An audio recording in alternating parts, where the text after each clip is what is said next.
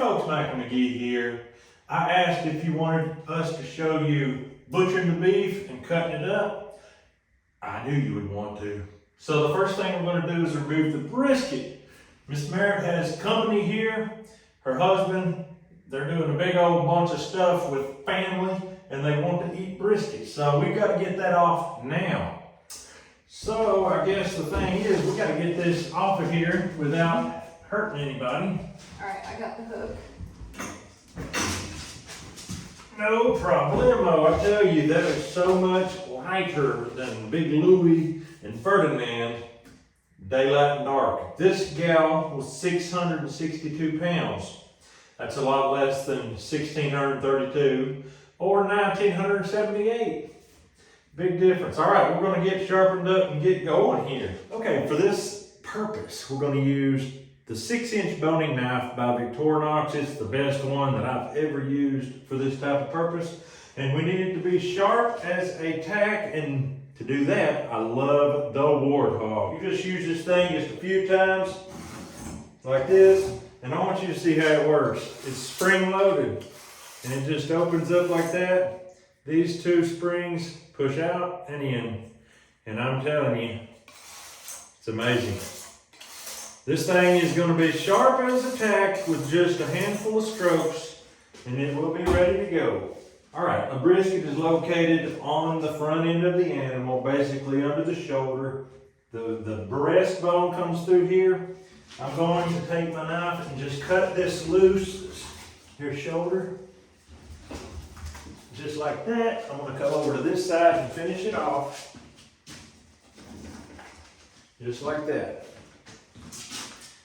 Now, I'm going to just, you can see the grains of it coming along here. It's not very much, meat. How far back do you want me to come with it? About right there? I'm thinking right here and cut down and cut it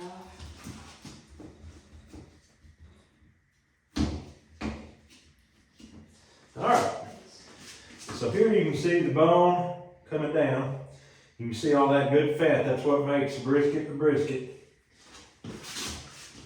I'm going to try to stay out of the way of the camera while still being able to use my knife and not cut anybody. I'm going to scoot you up here, give you a front row seat. Yeah.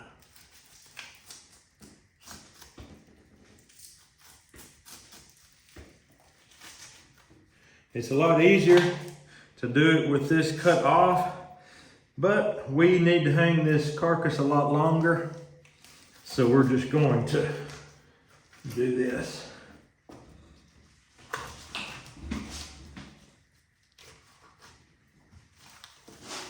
Pulling it out. We're going to hang it back up, then we'll do the other one, and then we'll talk. All right, where was it hanging? Right there. Let's go ahead and put this in there. All right, 1, 2, 3, up. Got it. Just like that.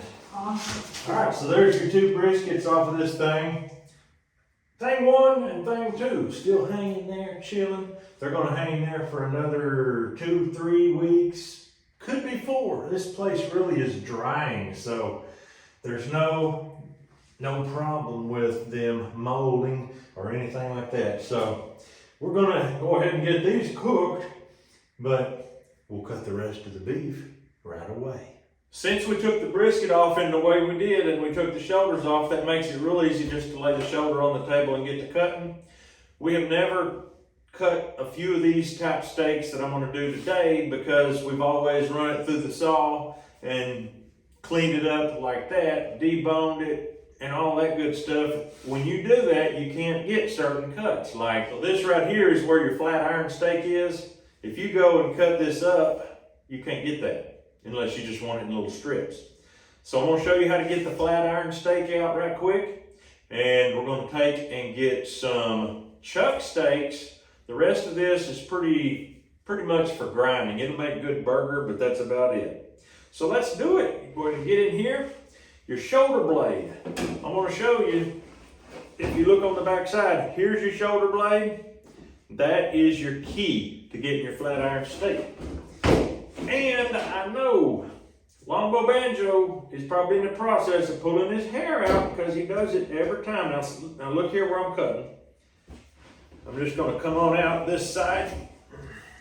That will give me the access to where I can peel and cut right off of that bone. Right here, we'll just score that top. Shoulder blade has a divot right there that you have to go around. You cannot cut up through it. Once you get that done, just square it up and pull it out, just like this. And that's it. There's your shoulder blade, plain as day. I'm just going to set this over here. The first thing you will see, we've got this dry outer stuff. We're going to cut it off. And you're just going to do that like you would fillet a fish, keeping it at the edge of your table where you can hold your hand low enough and just fillet it off like that. And look, there it is. So I'm just going to use that same piece to lay it on. Now here's the deal. These flat iron steaks have sinew that run right down the middle. So in order to clean this up and make it work, you cut down to the sinew, open it up, you can see that sinew there. Turn your knife sideways just as if you're filleting a fish. And fillet that off of there. It is white sinew that you just can't eat. I mean, you can put it through a grinder maybe, but you see that? That's unbelievably tough chewing. All right, there's one. We'll do the opposite, like this. There's two, and look at that. We've got this side done. We're going to flip it over. Do the exact same thing. Cut down to it. Turn the knife. You just hold your fillet knife. This is something that you'll get experience over time on how to float over that like that. Turn her around, finish her up, and that's your flat iron steaks, just like that. Here's the stuff you can't eat.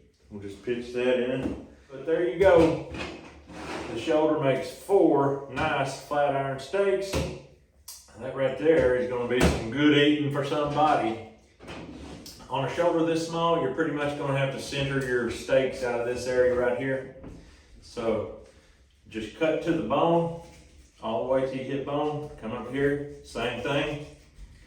Turn, and you want to run along the bone like that right there. Come up and around that nut joint, whatever it is, and there you go.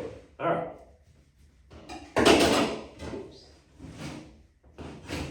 And that right there, my friend, is a chuck steak.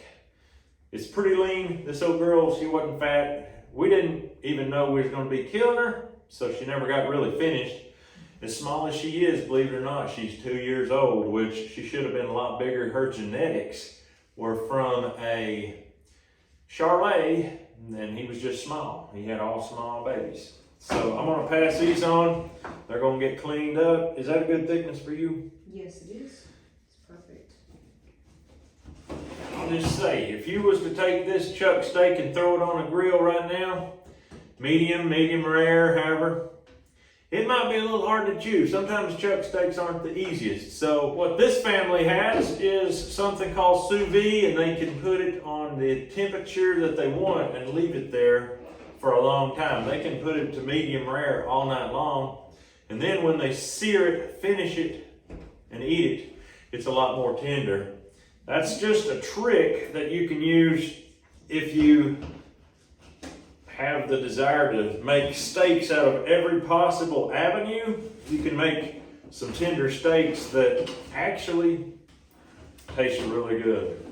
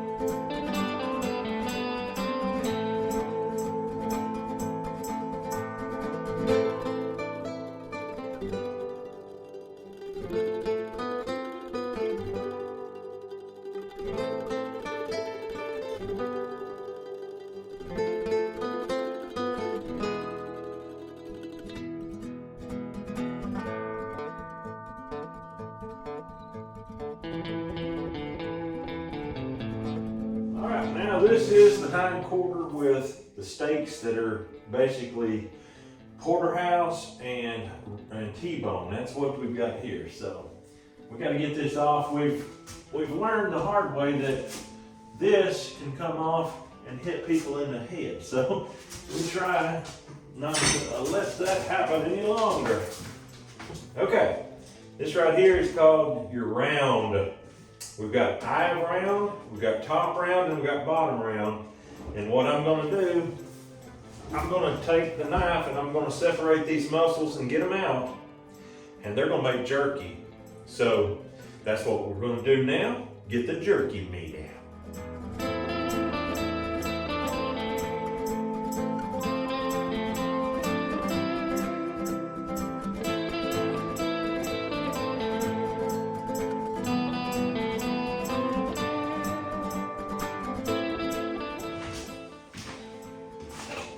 So here's our round pieces, top round, bottom round, and eye of round. We're gonna get them in the freezer so they can be getting solidified.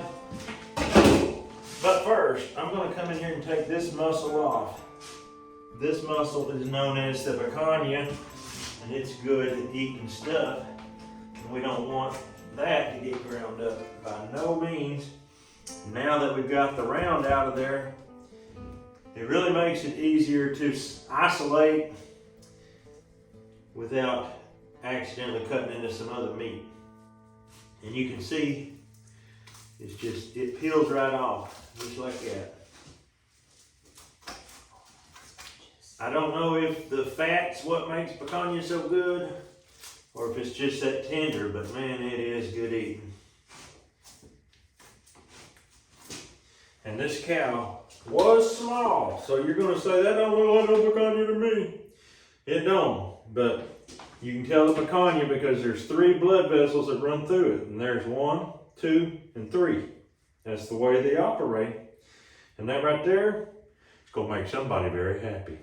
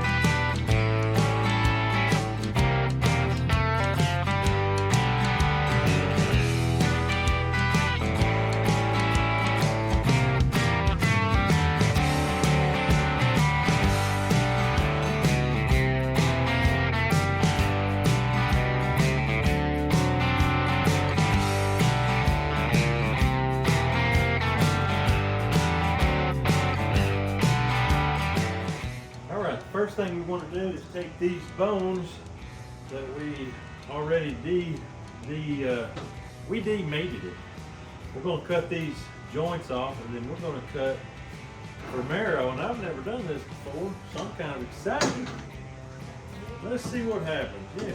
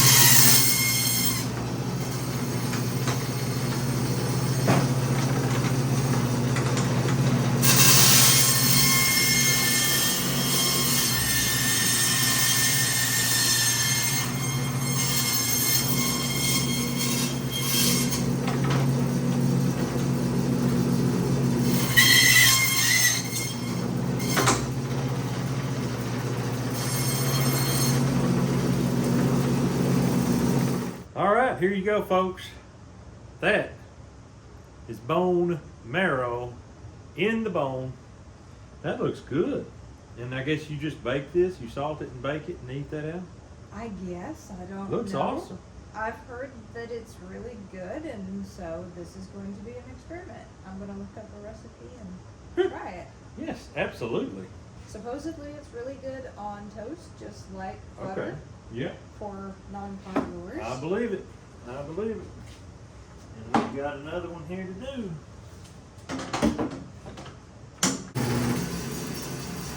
All right, I'll take those. Okay, there you go. All right, I cut a little bit here. I just want to see if it tastes good raw. Oh, It just cuts out like butter. huh. And it tastes like butter. You want to try it? I'll try a little bit. Tastes like butter. Why in the world have I never tried that in my life? I don't know. But it melts in your mouth like butter. It does. And it is delicious. I'm very full from lunch, or I'd eat more. Yeah. Wow. All right, the next thing we're going to do is cut up everything that still has meat on it for grinding. And that'll make it easy to just debone and get it right in the grinder. So that's what we're going to do now.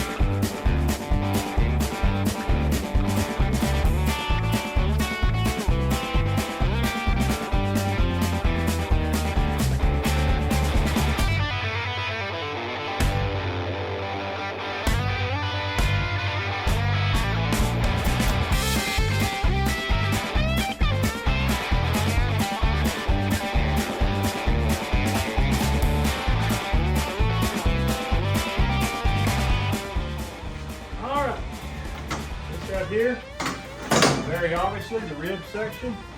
Our steaks are on this end. We're going to just get rid of these ribs little by little, and we're going to have them in this ice chest that's full of meat with bones in it.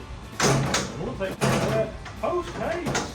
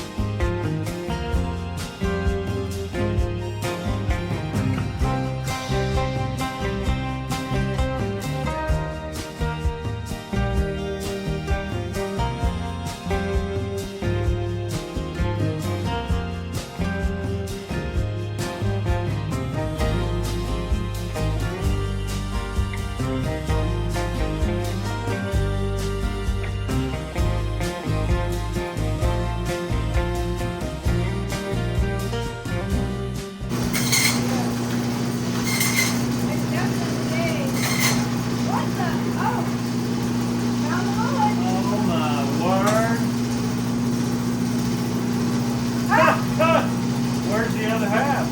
Right here. You cut right through it. Oh my goodness.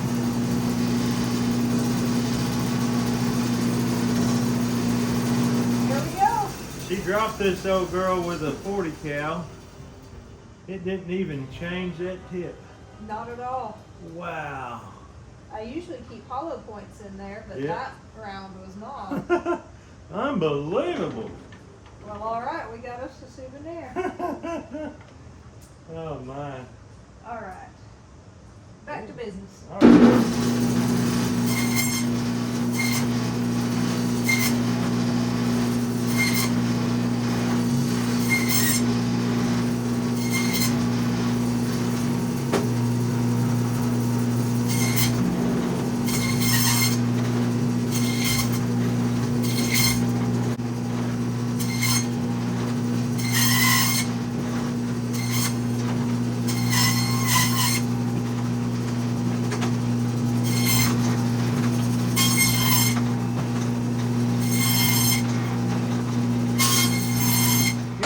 Big old pelvis. We're going to cut it off and then we'll get into these steaks here and I'll show you the difference between a porterhouse and a T-bone.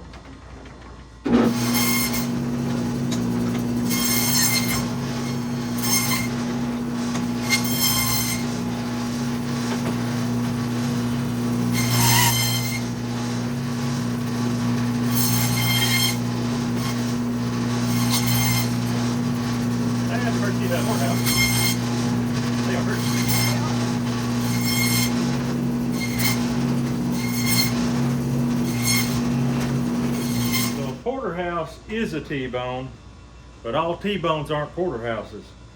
To be considered a porterhouse, the filet mignon has to be 1.5 inches across. It is here, it's not here. So this would just be a straight up T-bone. That's a porterhouse. You take that, cut that off the bone, you got a New York strip and a filet mignon.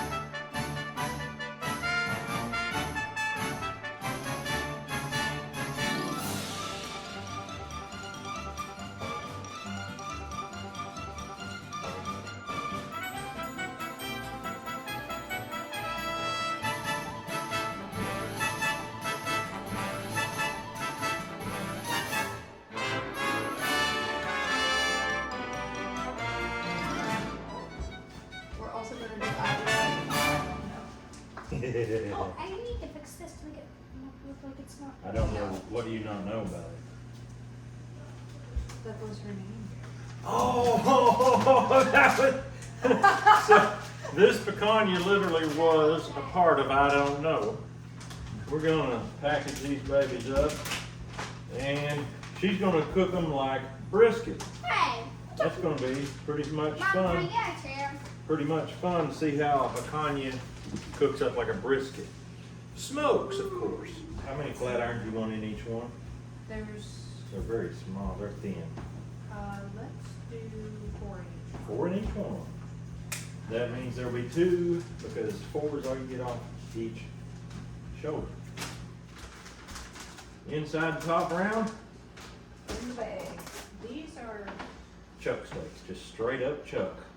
Typically not gonna be your most tender steak, but with sous vide, you can tenderize just about anything, and it's gonna be good.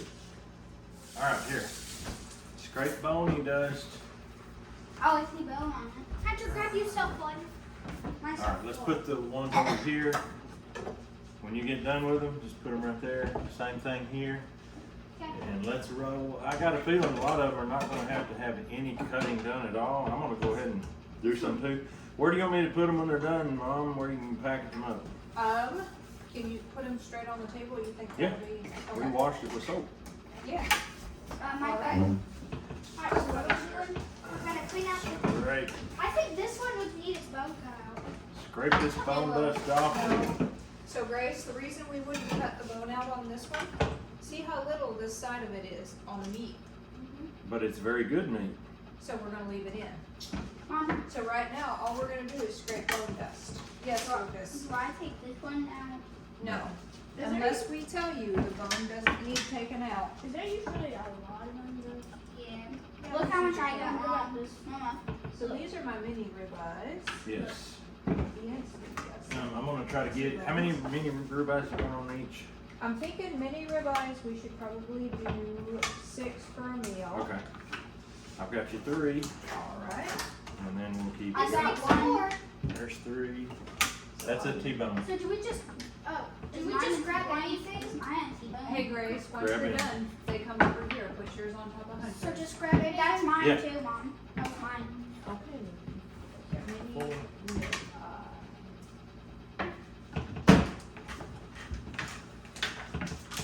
Alright, Michael, you get me one. 5.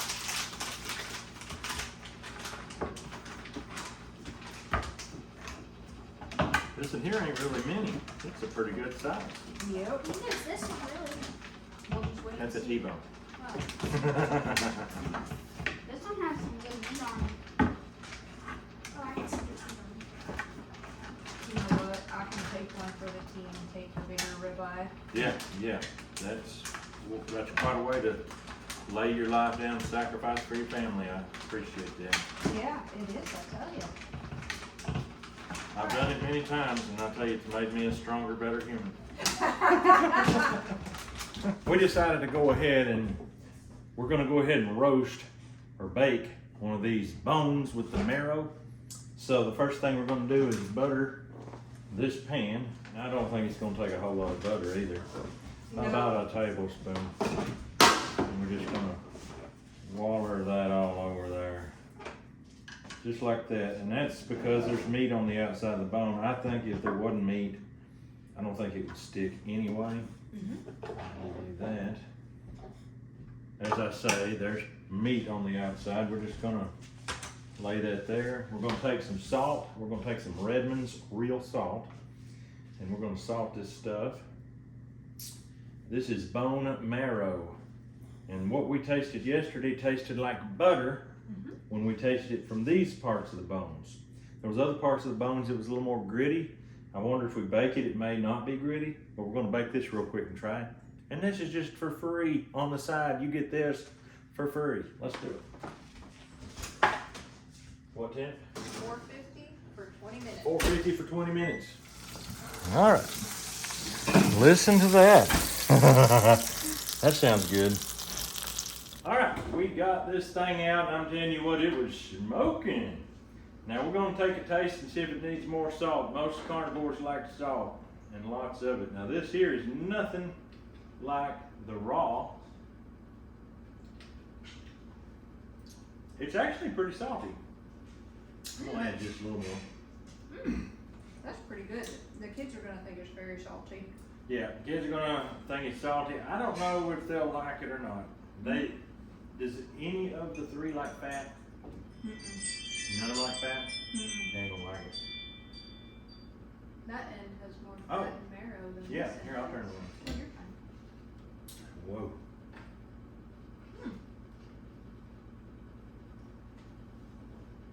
If I had toast, Oh, yeah. or like the carnivore bread, Mm-hmm. I would Toasted. put it on rare. Yep. But this is delicious by itself. Oh my. This is so good. Now, what is this supposed to be good for? Like, what nutrition is in bone marrow? Alright.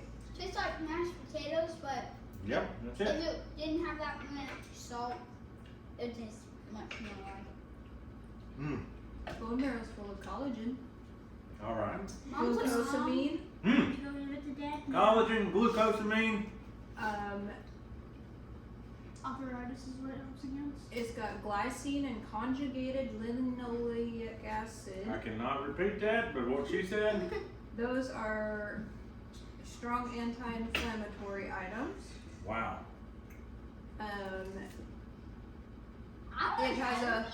It has a hormone called adiponectin, Mom is a which bear. helps break down fats. Oh, really? It maintains insulin sensitivity Whoa. and has been linked to lower risk of diabetes, Whoa. heart disease, and other obesity-associated cancers. Oh my. So you can fight your heart attack, your cancer, your arthritis. You're gonna fight a lot of bad stuff just by eating bone marrow. It's got lots of fat, lots of calories, but lots of good nutrients like B12, Whoa. riboflavin, thiamine, B12, which we said, vitamin A. Make a long story short, it's good for you. Yeah. All right. All we lack, grinding the meat and getting it packaged. I say let's do it. Alright, heat it as fast as you can, Lucy. It'll grab the long stick. You shouldn't even need the pushing. Okay. Let's do it.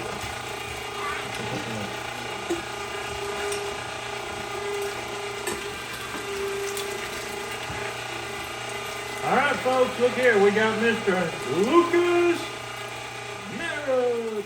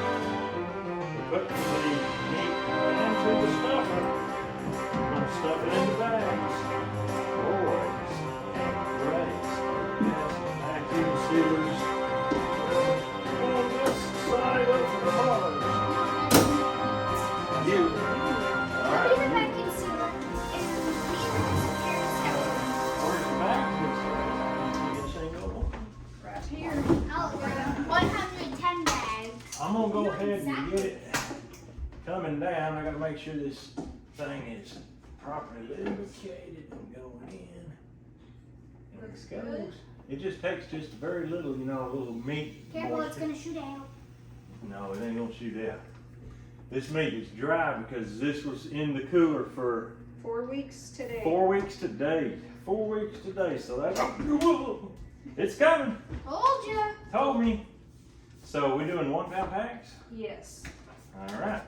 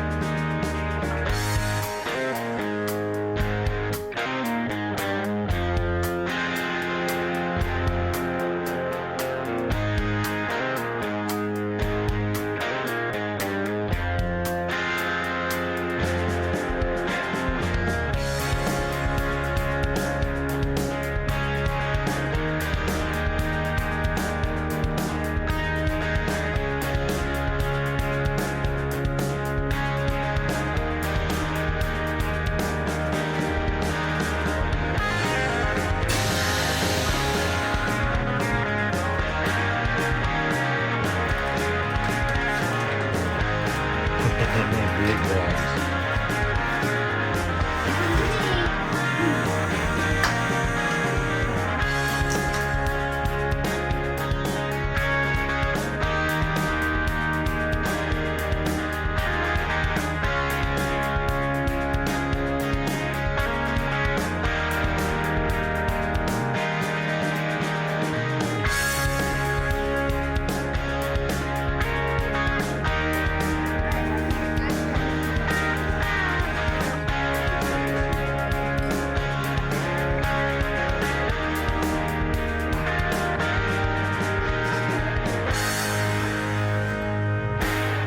Folks, right here, my friends, is what you call carnivore ice cream.